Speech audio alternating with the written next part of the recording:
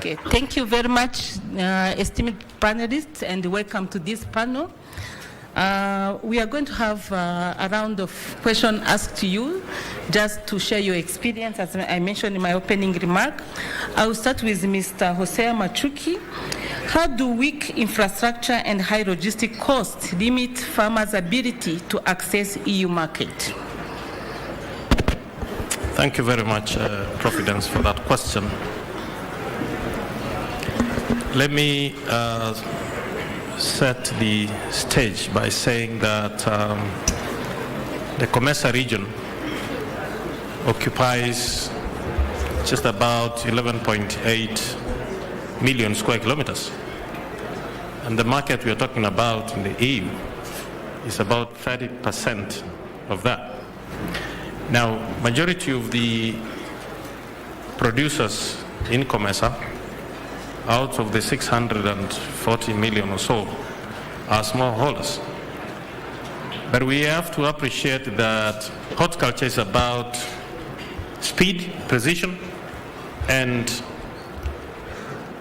getting to the market in controlled temperature. Now, when we have a range of infrastructure problems, if you go to the rural areas, our roads may not be as motorable for the fresh produce to move as we wish.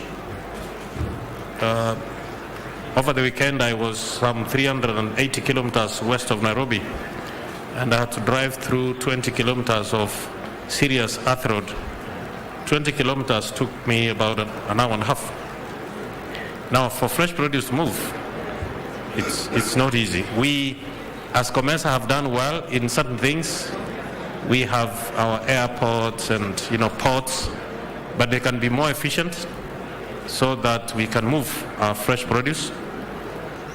We need to develop more cold storage systems hinterland so that as we take advantage of the multimodal transport system of rail, road, and air, we are able to connect the smallholder farmers from wherever they are to the points of exit. And I know that we can have better, infrastructure at the ports. We have developed in some countries within COMESA railway systems, but if they are so weak that we don't utilize them, an example of the Republic of Kenya, we have a wonderful SGR that is passenger and dry cargo. We haven't utilized it as much for fresh produce. And I know this could be the same in many other COMESA countries. Logistics is probably the largest part of what consumes our cost of production and trade. Let me just read for you a couple of statistics from the airports from where we export our fresh produce. Take an airport like Schiphol in Netherlands, and you're moving a kilo of fresh produce out of JKIA. You're going to pay $2.80 to $3.40 if you're lucky. And this is not during Valentine, and this is not during the high season. And Tebe, you're going to pay $2.20 to $2.60. Ethiopia, you're going to pay $1.60 to $2.20 per kilo. Per kilo. Dar es Salaam, $2.50 to $2.80. Lusaka, $2.70 to $3.10. Kigali, Rwanda, $2.30, $2.60. And Harare, $2.60 to $3 a kilo. So you tell me, the distance between Morocco and Spain, who knows? 14 kilometers by boat. Now you're growing French beans here in COMESA, and some guy is growing French beans in Morocco. And what is your market? Spain. 14 kilometers by boat, you have to fly them. How are we going to be competitive? So we need to probably, utilize sea freight. We hope that someday the Red Sea crisis will be finished once and for all, so that we go back to 28, 30 days of shipment. when we have infrastructure that is not supportive of the business, and we have logistics nightmares, hinterland, and at the point of exit, then we basically erode our competitiveness. So smallholder farmers sometimes do not participate in the COMESA or Africa EU trade simply because, not because they don't grow, they can grow, they have the land, probably they have the technology, but the infrastructure that is needed to support their business is not up to standard. Thank you. Thank you, Hosea, for sharing those insights. And moving ahead, Mr. Rashid, as an exporter, what are the biggest regulatory hurdles do you face when trying to export to EU? Thank you very much. And I think that's a really good question. And maybe my question back to you will be, how long do I have when you ask me about challenges? So good morning, everyone. My name is Ashon Rashid. I'm the CEO and founder of Souk Farms, which is a horticultural enterprise in Rwanda, where we produce, process, and export fresh fruit and vegetables, such as fine beans, avocados, chilies, sugar snaps, and snow peas. We work with over about 1,200 smallholder farmers, and we also employ more than 900 youth, actually, in our business across our farms. Prudence, when you ask me about the challenges on the regulatory framework, there are many. But what I would do is just summarize the key ones that impact majority of COMESA exporters. And I think the first one was mentioned quite nicely by Honorable Minister earlier on, when he talked about the goalposts changing just when you think you're at the finish line. It's something we shouldn't underestimate, because the regulatory environment is very dynamic. Because it's so dynamic, it's also very difficult to stay on top of it. So I'll give you a perfect example. Just 2 days ago, we had 5 tons of fine beans in the Manchester airport stopped for 2 days. And the reason is because there's a new regulatory requirement to have a stamp on your pallets to say that your pallets have been treated. That's a new regulation that we're not aware of, that sort of caught us in arrears. And that's just one example in just 2 days. If I go back another month, you probably have many, many more examples of such also, where the regulatory environment is constantly changing. Even for things like maximum residual levels, it's also similar, where there is non-stop updates in terms of what is allowed, the minimum limits, maximum limits for chemicals also. So that could be quite challenging for exporters to stay on top of. And I think what makes it also more difficult is there isn't a sort of cohesive information source for this. You need to get that information from many different sources, bring it together and translate it into what it means for your business. So that could be quite challenging. I think the more obvious challenges are things like the cost of certifications. So at Souk, we have Global Gap, we have SMETA, we have LEAF, we have GRASP, we have BRC, HACCP, and I can keep going for hours. But what is quite interesting about all these certificates is they all cover majority of the same things. Global Gap, GRASP, and LEAF, they cover good agricultural practice, food safety, etc. Same with BRC, it's mostly about food safety and packaging. SMETA is social sustainability, which is also covered by Global Gap. So there is quite a lot of sort of duplication in certifications, which brings a lot of cost also to the growers. Because each certification, depending on your certifying body, could cost you anywhere from $1,000 to even up to $5,000, depending on the certification, and that's excluding the cost of infrastructure you need for that certification also. So this could be quite challenging, especially for smallholder farmers who we work with also. I think I will pause for now, because if you give me the chance, I will be talking for the next 3 hours. So please don't tempt me with a good time, I would say. Yes, thank you very much, Mr. Rashid. I know since you are in the business, definitely you have many more challenges to share with us. Moving ahead, let me ask Mr. Todros from Ethiopia.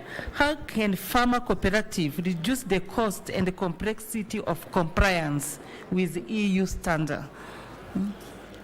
Thank you, Providence. I think it's well articulated by my brother. Fortunately or unfortunately, there are a number of certification schemes with similar parameters as well. I know there are initiatives to harmonize those initiatives, but it has to go through in an expedited manner. the differences are quite small. Coming to the cooperatives, I think the cooperatives can play quite pivotal role in terms of certification issues. For example, right now Global Gap has allowed the option to certification scheme in which smallholder farmers can be certified together. But unpacking the issues to the local context is quite critical and important. And cooperatives can play this role. They can play a role in capacity building, undertaking internal audit systems, building the capacity of documentation and the like. These are the critical deficiencies usually with regard to smallholder farmers. The second role that they could play is, dealing with perishable products. It requires having smart and efficient agro-logistic setup. Without efficient and smart agro-logistic setup, it's quite difficult to be competitive in the perishable industry. I think Jose has mentioned the details. So cooperatives can foster a role with regard to establishing, communal pack houses, cold trucks, cold warehouses and the like. This is a role that they can play. Otherwise, the cost for individual smallholder farmers is quite expensive. The other role that they could play is they can foster a relationship with institutions. Fortunately, there are different institutions that are supporting various certification schemes. COLID is there. COLID has been trying to support different institutions, but cooperatives can play a role to foster linkage with such type of institutions. We have PEM in this panel. PEM is also playing quite important role in terms of building the capacity of farmer organizations, producing companies and the like. They can foster also this role. They can also avail digital tools that are affordable and accessible to the smallholder farmers as well. Unless we create these ecosystems, the landscape for certification is changing and is changing very fast. And the cost is coming only to producers. If I draw comparison post-COVID period, everything is building on producers. The cost of logistics is kept on skyrocketing. The cost of input is increasing. The cost of compliance is increasing. Everything is increasing on producers. It requires a joint action from all the supply chain actors. But I think cooperatives need to be proactive to work with different stakeholders and minimizing the cost of certification as well. Thank you. Thank you for those insights, and it is well noted. As we move ahead, let me invite Mr. Peter from PUM. Beyond compliance, smallholder farmers struggle with connecting to EU buyers. What practical steps can be taken to strengthen market linkages and trust between farmers and the European market? Importance.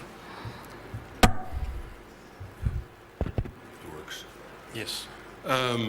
You sent me the question on beforehand, and I really thought about it, and I checked it with a lot of people, but we all agreed on the fact that smallholders will never enter into a relationship with retailers directly. That's impossible. I think the two solutions that we have to offer are sitting in the middle of this important line of important people. The cooperative and the export company. They know what regulations they have to face and they have to meet. They know everything about the paperwork. Unfortunately, and I fully recognize the problem that we have so many certificates because we are the European Union, but let's say the union is not always there.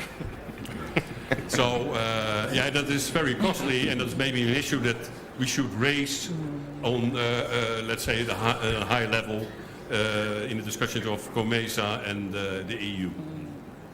So, in a nutshell, I would say that's the answer to your question. Thank you. And I think we are in agreement by hearing the experience that both Rashid and Todros and Hosea shared.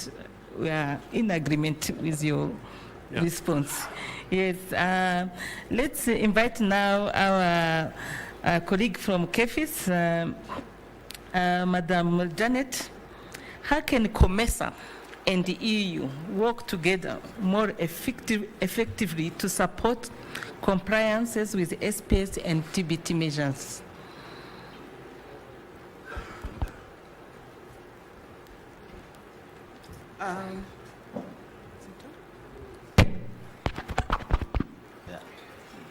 Sorry for that.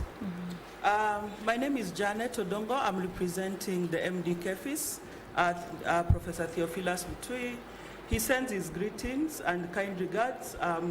He's held in a meeting today just to be able, we have our auditors from the European Union who are auditing our systems the whole of this week and next week for continued compliance. So kindly receive his regards. Thank you. On the question of how we can collaborate, the COMESA region and the EU, how they can collaborate just so that we increase compliance.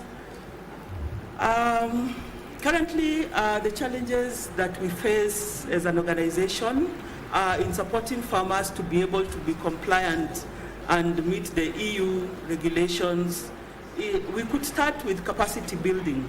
Capacity building for our farmers, capacity building for our exporters, capacity building for government agencies that are involved in assisting the farmers all the way from the farm to the point of exit.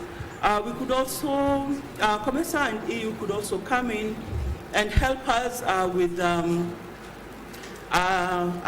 upgrading or upscaling our diagnostic labs so that we could also get more equipment to be able to carry out the tests that we carry, the diagnostic tests that we carry, the tests that we carry for checking the exceedance of maximum residue levels in our produce that goes to EU. So having more staff that are trained, having more equipment that are actually very high-tech would be able to help us to beat the turnaround time. And then also we have the digital platform that we use to serve our clients because you can imagine the turnaround times that are required to be able to have the fresh produce, the perishables, exit the country. So we have, currently we have the IEICS, that is the Integrated Import and Export Certification System. So upgrading it to a more efficient version really would really come in handy to be able to really just help us so that we are able to offer these services in good time and the turnaround time is good. And then the before speakers have also spoken about the infrastructure. They've spoken about cold chain storages that could be of great help to our farmers, if, especially the smallholder farmers who are not able to put in place cold chain storages at their pack houses or facilities. If the COMESA and EU could come in to put up aggregation points with cold chain storage, that would really come in handy to be able to help our farmers. So really, there's a lot that can be done. There's space to do that. KEFIS is a focal point that can be able to really just bring everybody on board and see what can be done so that we have better market. Thank you. Thank you, Madam Janet. The good things we have both of my boss here, the Assistant Secretary General of Programs, and the Assistant Secretary General in charge of Admin and Finance. We have our EU representative of the EU delegation to Zambia and the COMESA in the room, and some of the solution you have provided, we're already working on it in an ongoing program. I think we'll even strengthen it more in the upcoming program on Africa competitiveness and access to market that the EU is funding and will be implementing soon. Thank you for highlighting that and coming from the member state to really show that what we are doing at the Secretariat is really solving the need of the member state. As we go ahead with our last round of questions, again going back to Mr. Hosea, what investment are most urgently needed to support export of horticulture to EU? Thank you very much. Let me start by saying that I do not work for Safaricom. But this week I have decided to carry this notebook because we are talking about digitizing trade. And for those of you who are familiar with these guys called Safaricom, they have revolutionized the way we do things here in Kenya and part of the EAC, that I can send money from my account to his account in less than a minute. You know how much? Euros. And that we can transact business. What is needed yesterday is, number one, internet. You know, the great Republic of Kenya had one athlete who learned how to do javelin from YouTube, and he went on to the international stage and won a gold medal. Right? That's what it means. So some farmer somewhere within COMESA, having internet, can be able to learn actually how to grow certain crops, take care of certain, vegetables or flowers or fruits, and learn how to manage pests and diseases from internet, and learn what is needed within the African market or within the EU. So internet connectivity yesterday in every village. And we are requesting our governments, if they can spend a little money, put some little money where their mouths are in infrastructure to do the roads and electricity, so that we are able to get to the last miles of the villages, and then the people who are on the farms can actually control the temperatures of the produce that they harvest. That is needed. I know I will not be in the room on 9th when they sit. For those of you who will be in the room, please tell them I have said that they need to ensure that every village has electricity and that the roads are motorable so that we can move our horticulture produce. Then we need to ensure that we maintain quality of the produce that we have, because I can tell you, Solanum tuberosum, as we call it, the potato, here in Kenya we call it waru, grown in Europe, grown in Africa, grown within COMESA, same variety. But how we move it from point X to Y and how we store it is dependent on the infrastructure that we have. So we need to invest on infrastructure that maintains the integrity and quality of fresh produce.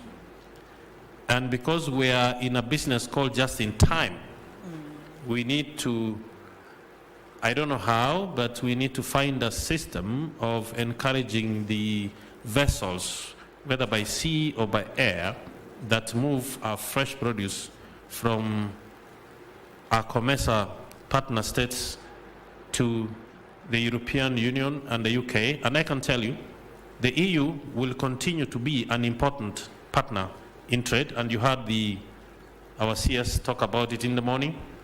Probably around about 70% of all that we export from Kenya, for example, is to the EU 27 and the UK. It doesn't mean that other markets are not important, but we are looking at expanding to other markets as well. But we need to have good internet, nice roads, electricity, and efficiency so that we are able to move our produce from the farms to the plates of the households within the EU. Thank you.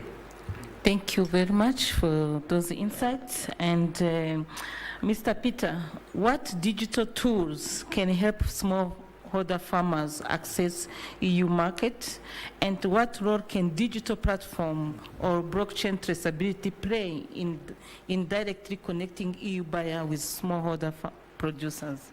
Okay. Now, as you heard, am I switched on? Yeah, it's on. The previous speaker already said that with respect to infrastructure, internet is of course very important. Without internet, we shouldn't discuss about, let's say, platforms to make registrations. I fully understand that infrastructure is one of the key problems for, in particular, smallholders to expand and to become involved in export through the cooperatives and exporters. But I've been traveling in Kenya in the past week, and what I also noticed is that knowledge, and the CS also referred to it, is one of the other key issues that should be addressed. And then in particular with respect to the use of chemicals for crop protection, fertilizers. I read on the internet that the export of vegetables in Kenya fell down from $340 million in 2023 to $156 million in 2024. And it had to do with exceeding MRL, so the maximum residue levels. And that, of course, is something that should be in control. And if you look to the European Union, and I talk about the Netherlands first, is that you see that we have the obligation in the Netherlands that in 2040 there are no emissions anymore to the environment. So there is no way to make sure that the environment is suffering from production systems. And it has also serious impact for the use of chemicals. And in fact, the availability of the pesticides already is reducing year by year. That means also that exports from other countries to the EU will also facing that certain chemicals are not applicable and allowed anymore. And that also hampers, let's say, the means for the producers here to grow a healthy crop. So that is something that, I think knowledge development and then internet helps, of course, so you can do a lot online. Last week I noticed that let's say the young growers, the young future generation that is very familiar with all kinds of social media with their phone, they can do learning exercises by phone. That segment should be taken very well care of. And there it begins, I think. Yes. Thank you very much for that, and it is well noted. And Mr. Rashid, if you could speak directly to EU buyer here today, we have some in the rooms. What would you like them to know about the potential of COMESA horticulture farmers?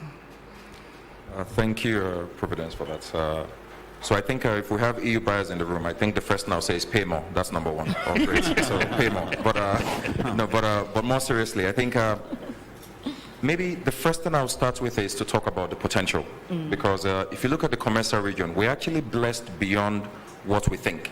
Because I'm not sure if you're aware of this, but COMESA region is actually the closest region to EU where you can produce year-round very easily. The next best thing is probably South America, which is at least, I would say, 50% more in terms of transit times, and also cost also. So I think we really, really underestimate the advantage we have in the COMESA region for producing year-round for fruit and vegetables. For fruit, it's easy. Kenya, Rwanda, Uganda, Tanzania, we can easily produce vegetables all year round. For avocados, if you look at all our seasons combined, we can supply year-round to the EU market also. So the question is, why don't we take advantage of that? That's number one. I think if I look at also a lot of our relationships with our EU partners, it's mostly based on trade. And if there's one thing I'd like to really urge our EU buyers, I saw a few hands up. Great, I'll be catching you afterwards also. But if there's one thing I could really emphasize on is, let's think of a relationship beyond just trade. I will tell you two experiences I've had in the last 6 years. And that really, I guess, shook me to a core. I was in Nigeria recently trying to sell avocados to one of the largest supermarket chains in Nigeria. And I showed them our Hass avocados from Rwanda. And the gentleman said to me, "Oh, wow, these are beautiful avocados. You guys have Dutch avocados in Rwanda." Yeah. So I think we have a few folks from Netherlands here. I think we all know that probably you don't have one single tree of Hass avocados in the Netherlands. So, or you maybe one in your back garden, in a greenhouse most likely. But that was quite shocking to think of a buyer. This is a buyer, by the way, not realizing that just down the road, 4 hours flight away or 3.5 hours, depending on where you are, he can actually get Hass avocados. So what that means is our avocados from the COMESA region take a nice trip to the Netherlands. They go on holiday, enjoy the winter, they are repackaged and then sent back to places like West Africa. So if we think of a relationship around partnership, then that avocado can still go straight to, let's say, Nigeria or Ghana, but then it's a tripartite agreement where everybody unlocks value. Because what we've done now is we've just given quite a lot of nice value away to logistics, as opposed to actually just doing the same and keeping that value within the business. Same thing for flowers, by the way. I'm not sure if you're aware, we import a lot of flowers all across the continent from Europe. But those flowers, we actually, I think our Honorable Minister mentioned we export about 40% or 43% of flowers into EU comes from Kenya, which is incredible. So I think we need to really start thinking about how do we actually deepen our partnerships or our relationship beyond trade. I was having dinner with a Peruvian exporter with one of our importers from the UK recently. And they were telling me about a lot of the initiatives that they were investing in together. And the retail supermarket in the UK was actually investing directly in social sustainability initiatives in the Peruvian growers or outgrowers funds. That is, and of course what that means is that they're actually directly also benefiting from a more socially responsible sourcing. And I don't think we have a lot of things like that across the COMESA region. A lot of it is still around trade. I mean, I can speak about myself. I don't have my retailers in Europe investing in my farms yet. And the reason is Europe is still, or Africa is still somewhat seen as risky investment. So it's about limiting exposure and focusing on trade and imports, which is okay. But I think if we can supply reliably, then I think we can also absorb a little bit of additional investment in terms of deepening the partnerships to really, really unlock our value. So thank you very much. Thank you for sharing those insights. And moving forward, Mr. Theodros, can you share example of smallholder farmers or cooperative who have successfully penetrated the EU market and what made them successful? A very good question, Providence. Yeah. Before that, let me tell you the story of Ethiopia. Ethiopia is a late entrant into the supply chain of horticulture, but within a span of 2 decades, now horticulture is among the top 3 forex earner to the national economy. How was the trajectory? Ethiopian Airlines invested a lot during the good days, I would say, before the carbon footprint discussions. I myself was also in the logistics. That gives us the capacity. Ethiopian Airlines kept on investing a lot in the freighter capacity as well as in the passenger belly. And the government came up with policies. Then there was massive promotion of investment and outgrower schemes as well. So within a short period of time, the growth is from grass to grace, becoming among the top 3 forex earners to the national economy. And the trickle-down effect is quite a lot in Ethiopia from the horticulture segment, especially the floriculture industry. We are the second largest now after Kenya. This trajectory needs to be replicated into the fruit and vegetable segment. This is where cooperatives, smallholder farmers are in the picture. So what are the success factors? Number 1, producers, they have to know the trends and the patterns of the market as well. They have to know the seasons, and they have to focus on quality. This day, sustainability is a lot. Sea freight is a lot in the agenda. So the importers, the retailers, they are giving focus on these things. Consistency is also the most critical point. If you are not consistent, there is no excuse from the side of importers as well. And in Africa, smallholders are fragmented. Their land holding is quite small, so aggregation is the most critical point 1. So logistics again is quite critical. If I tell you an example in Ethiopia, in the northern part of the country, we have a cooperative called Salam Avocado Producers. What they did, their land holding is for some of them below 1 hectare, but they managed to aggregate their plots together, and they worked on the certification schemes. But previously it was a challenge. Now with the group 2 option of Global Gap, they managed to certify. They are not dealing with retailers, but they are dealing with importers and middlemen as well to catalyze. Brokers for me are important. At times they are despised, but they play quite crucial and important role as far as they support the process as well. So this was how they manage. For 2 years, their logistics was in challenge. Ethiopia is a landlocked country, and the cost of reefer container was quite expensive, but because of some challenge, we are using the port of Djibouti. At times they lost the vessels, but now they are becoming quite perfect in terms of handling logistics as well. They are working with shipping companies closely. Planning is also the most quite critical point. There is no excuse on the side of importers if you miss the vessel and the like. So I think these are the critical issues. So as COMESA, I think we need to repurpose. We need to retrain as well our smallholder farmers. The market is a lot, as Jose was saying. And we have also preferential treatment by the European Union. Ethiopia and other countries who are on the scheme of everything but arms preferential treatment. There is no quota and tariff on us. And the market is a lot. And fortunately, the cost of doing business in the COMESA region is quite competitive if we draw comparison with other regions as well. The agroecology is also quite suitable, and our proximity to European Union is also an exceptional advantage, I would say.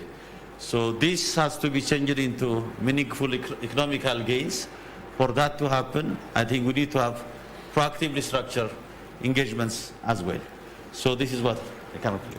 Thank you for sharing the success story from Ethiopia and also what we can do to replicate it. Let me invite Madam Janet again. What practical steps should be prioritized to ensure that horticultural products from COMESA country can enter EU market more smoothly? Thank you.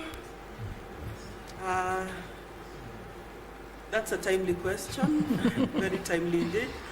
I think the first thing really is, because the main bottleneck, it comes in with the market requirements. The fact, being able to make sure that farmers at the COMESA region are able to meet the market requirements, to be able to push through their produce to the international market really comes in key. So therefore, we would need training on the part of our farmers so that they are aware and they are able to comply with the market requirements. Actually, allow me to say they are ever-changing market requirements because they are ever-changing and the conditions are becoming stricter by day, giving us a lot of problems with interceptions at the countries of destination. So therefore, really training really and building capacity for our farmers, for our government agencies so that we are able to be competitive with the people we are competing or racing with in the international market. The others have been spoken, but there is no problem. I could still highlight in terms of logistics, making sure that the fresh produce, especially from farm to fork, making sure that the time that is spent in between when the produce is harvested at the farm to the time that it lands over to the table of the consumer, by trying really to bring in and bridge the gap so that we hasten that process, that would also be good. And that one would be done by really looking into one of the also bottlenecks in that section are the freight charges. And really, the other day, I think we were there with Hosea in Naivasha, Suswa, and we were trying to see how we could also have the rail deliver fresh produce from Naivasha all the way to Mombasa for the people who are doing by sea shipments. And we coined a small saying that was saying, Suswa, Reli, Bakameli. But the process was to take off some times back, but it has not taken off because really we are still haggling about the charges. So really, if we have COMESA and you come in and really help us, even maybe help subsidize the charges, the freight charges, in the cases especially like this particular example that I've given, so that it picks up, even if it is subsidized for just some time, as the Naivasha region picks up, that would really go a long way into really helping us to be able to bridge the gap. Yes. And then I also spoke about our testing capacity. Here in Kenya, KEFIS boasts of having the COMESA reference lab, so we are not doing badly, but upgrading and upscaling these labs would really help so that we improve on our detections, we improve on our turnaround time so that we are able to give our farmers, we are able to give feedback really in good time. So apart from that, I take a break. Yes, thank you, Madam Janet. I wish time was on our side because there is a lot. This was an overview about the horticulture sector, the opportunity and the challenges. So before we conclude this session now, I will turn to the audience. We have about 5 minutes to wrap up. If there is anyone with a question, we can pick, yes, 3. So we start with our guests from EU. The mic, please. The technical team. Yes. So we just be one question, please, and then be concise and direct. There's a gentleman here in front, the next one, and there is another one behind. So. Thank you. One question. Why are the flight charges so high from Africa to the EU? What's the reason? And why are they more... All right. Is it falling away? No. Why are the rates more competitive from the EU, for example? Okay. The question, I think... I'll answer that. Yes, Jose will answer, but let's pick the 3 questions. There's a gentleman here in the front. Merci beaucoup. Je vais parler en français.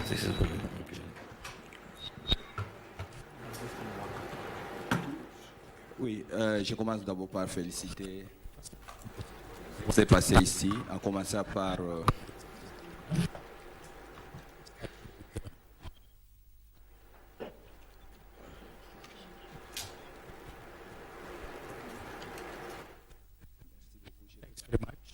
Merci. Je voulais dire ceci. Je commence d'abord par féliciter.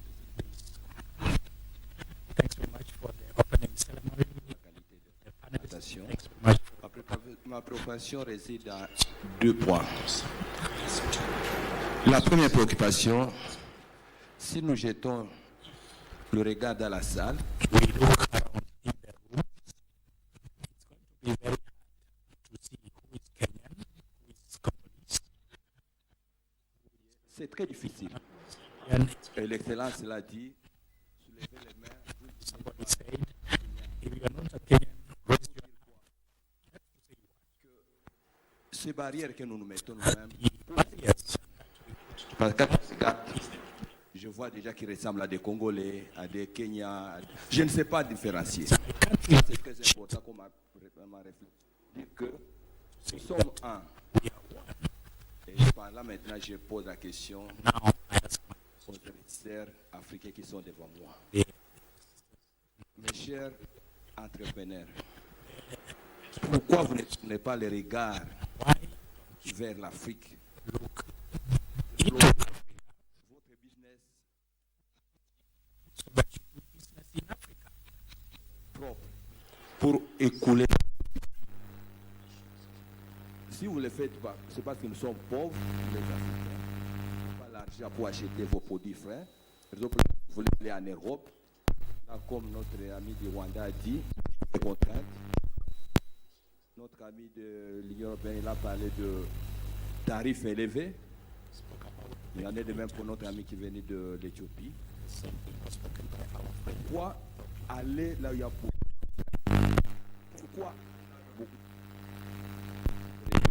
vers vos frères africains et dans nos régions africaines? Voilà ma proposition, si vous pouvez m'aider à comprendre. Merci beaucoup. Last question. There's a gentleman in right blue.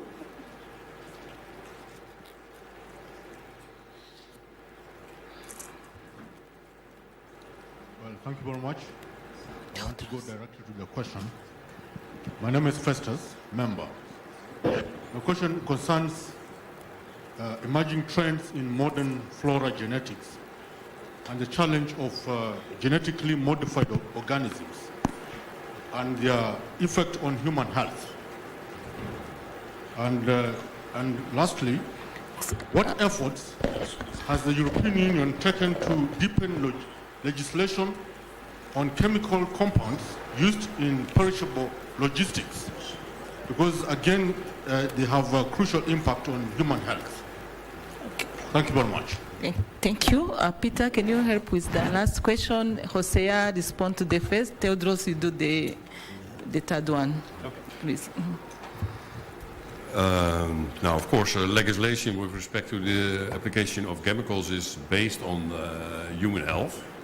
It is also why it is going to be reduced and more strict than ever. And it's also why we head up to, let's say, a situation where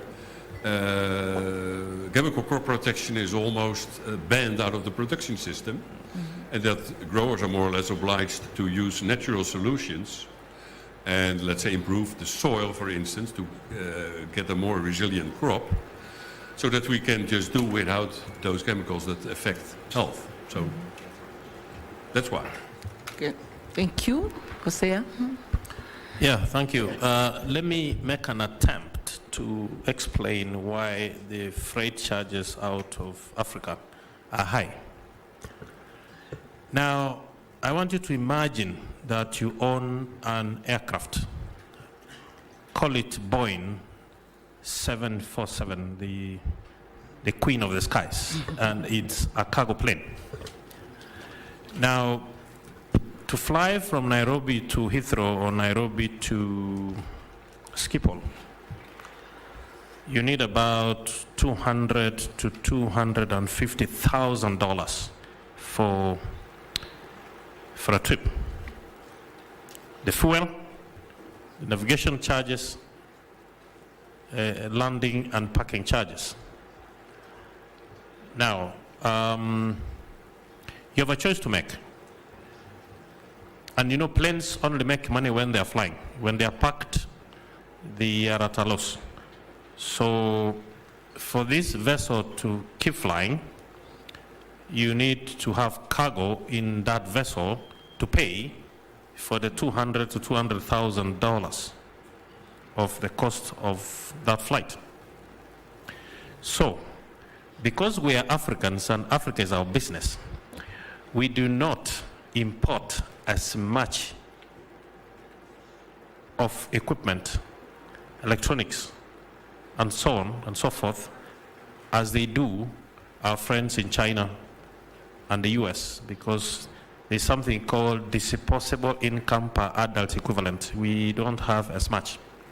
So this cargo plane will leave Cape Town or Johannesburg carrying some produce, land in Nairobi, fuel, carry our beautiful blooms and vegetables, and fly to Heathrow or Schiphol.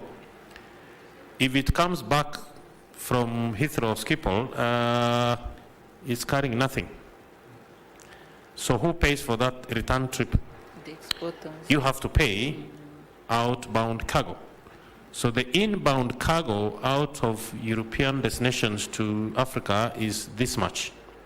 So during COVID, what happened is that the cargo vessels found very lucrative business flying masks and ventilators out of China to various destinations.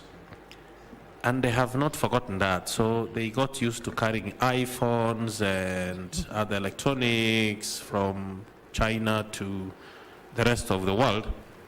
And those guys pay premium. We cannot pay premium for our flowers and vegetables because the European consumer is not willing to add a cent of a euro because the freight charges are high. So when we parked our Kenya Airways, for example, we talked to them and told them, put the herbs and the flowers on the seats because there are no human beings flying, so we did that for a while. And we called it a preta. So that is the main reason. The cargo airlines find more lucrative business elsewhere. And because we have limited inbound cargo to take care of the cost of that flight, we have to pay for it.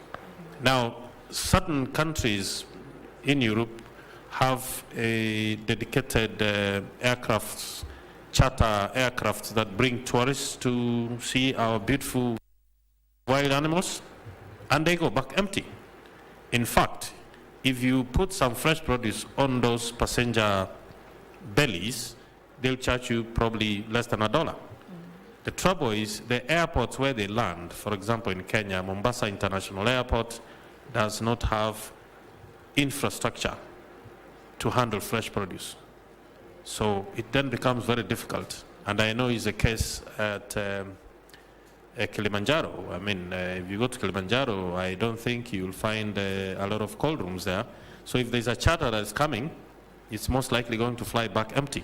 But JKIA and DAR that have these facilities are not the favorite destinations for charter aircraft for tourists. So that is the main reason, in my opinion, why the air freight charges out of most airports in Africa are expensive. Thank you. Thank you, Hosea, for attempting that last. Yeah. Let me also respond to the air freight issue. I think in Ethiopia the landscape is completely different from Kenya. Fortunately, there we have Ethiopian Airlines. Right now they own more than 11 777 cargo freighters, state-of-the-art one. And they have also managed to build the biggest coal warehouse in the continent, I would say. How we started with this, like 13 years back, 14 years back, for example, the focus of Ethiopian Airlines was on passengers, and they were having rented 2 MD-11 aircrafts and 1 rented 747, because I was in the logistics myself by then. But there was quite a symbiotic relationship, I would say, with the industry, and it is started to take the forecast from the industry, and they managed to place orders for the aircrafts. And their growth of the cargo business is in line with that one. Right now, from Addis it flies to Liège in Belgium, in the border between the Netherlands. It is due to be a military port. From there we track everything to the auction and the like in the Netherlands and other destinations. From Liège, they fly to different destinations, so the flight is not empty. And they make their routes through China. From China there are lots of shipments destined to Africa as well. So right now, our price is the most competitive, I would say, in the continent. And I think we need to capitalize on Ethiopian Airlines to serve also the COMESA region as far as they come up with good value propositions. They have the capacity. They kept on investing on wide-body passenger aircrafts as well. We can use the belly for that one. But what we can transport on the air freight is high-value crops. We cannot transport medium and low-value crops. For the rest should be managed with sea freight as well. Coming to the question with regard to why we are not trading within Africa, there is trade, but I do see lots of gray areas to be improved to bolster the trade, the intra-Africa trade, even within COMESA, even among the neighboring countries as well. But there are quite peculiar characteristics about the European Union market. You know, the price is quite good, it's quite consistent. As far as you are reliable, as far as you comply with the requirements, it pays premium prices as well, with consistency. In some of the countries within our continent, you know, the price is characterized by fluctuations. That is not the case with the European Union. So I think it doesn't contradict by itself to trade within Africa and also trade with other destinations as far as it's quite profitable to the producers. Thank you. Thank you, esteemed panelists and the audience for sharing such invaluable insight and for engaging questions we received. We come to the end of our session, and we have heard about the challenges, the opportunity, but one key takeaway is that we can work together to address the challenge. We can work together as government, private sector, farmers, development partner present to work together to solve the different challenges through the PPP models, through group certification like we heard from Ethiopia, and the other model while we leverage on our technology. So thank you everyone, and I hand over again the mic to the MC. Okay. Thank you. Thank you, everyone. If we can just stand at the front and we'll take a photo, a group photo.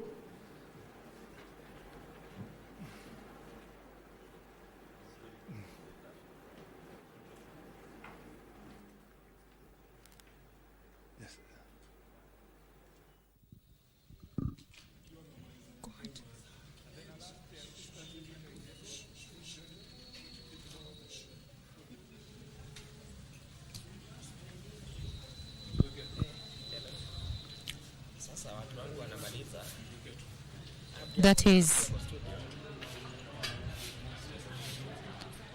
the end of the first panel at the COMESA EU Horticulture Connect here at the 24th COMESA Summit.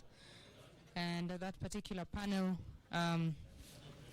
was discussing a number of challenges that horticulture producers face as they transport their produce across borders.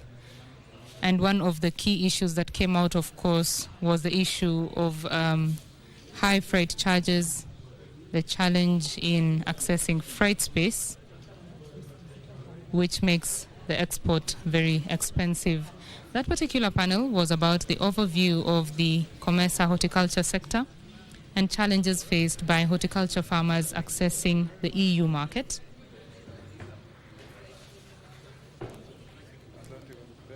Of course, considering that COMESA member states transport about $3.37 billion worth of horticultural products annually to the European Union. And 75% of this is transported So the next panel we're going to have to Netherlands, Germany, France, and Italy.